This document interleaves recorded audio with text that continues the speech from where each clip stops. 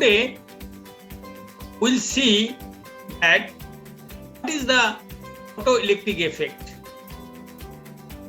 First, in the year of 1887, performed an experiment in which electrons or electric currents are ejected when certain metals, for example, the potassium, rubidium, and cesium, are exposed to a beam of light. And this phenomena is called the photoelectric effect. So here you can see that energy, whatever we discuss, it will come as a quantum. In the previous class, we discussed about this. So when energy E is equal to 0 or h nu or 2h nu, 3h nu, nh nu, and the n is the whole number. And this light, when it comes, strike to the metal surface, that metal may be the potassium, rubidium, or cesium, and the vacuum chambers, immediately the electrons will come out and it will be detected at detector. This is called the photoelectric effect. So, what we observed from this experiment? Number one, the electrons are ejected from the metal surface as soon as the beam of light strikes the surface. That means there is no time lag in the striking of lights and the ejection of electrons from the metal surface. Number two, number of electrons ejected in proportional to the intensity or brightness of the light. Number three, for each metal, there is a characteristic minimum frequency, mu 0, and it is also called the threshold frequency, which the photoelectric effect is not observed.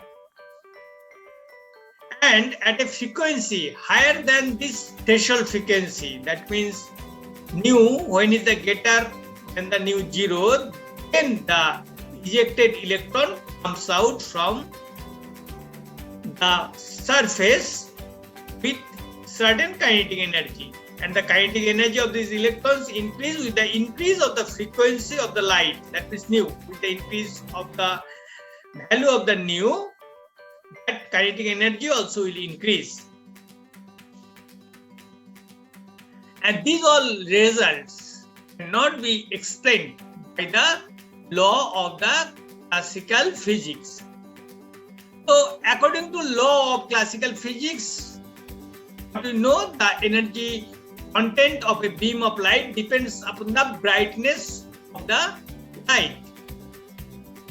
That means the number of electrons ejected and kinetic energy associated with them should depend on the brightness of the light as per the classical physics. It has been observed that though the number of electrons ejected does depend upon the brightness of lights, but the kinetic energy of the ejected electron does not. That means the kinetic energy of the ejected electrons, as per the classical law of physics, it should be depends on the brightness of light, but in this case it is not. That means the kinetic energy of the ejected electrons does not depend on the brightness of the light. So this is the deviation from the law of classical physics in the observation of the photoelectric effect. So now we'll see one example. In this example, the red light at the nu is 4.3 to 4.6 multiplied into the 14 Hertz, and this may shine on a piece of the potassium metal for hours, but no photoelectrons are ejected. So definitely this nu value is less than the threshold frequency. Otherwise, when a very weak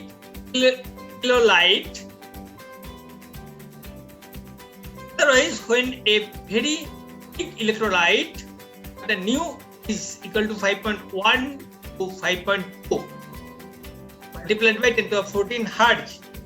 In that case, if it shines on the potassium metal, then the photoelectric effect was observed. That means electrons will be ejected from the potassium metals. And this nu is greater than the threshold frequency mu0 of the potassium metal. Threshold frequency for potassium metal is the 5.0 multiplied by 10 to the 14 Hertz. So for the weak electrolyte, its nu is greater than the mu0. So from the potassium metal, electrons are ejected.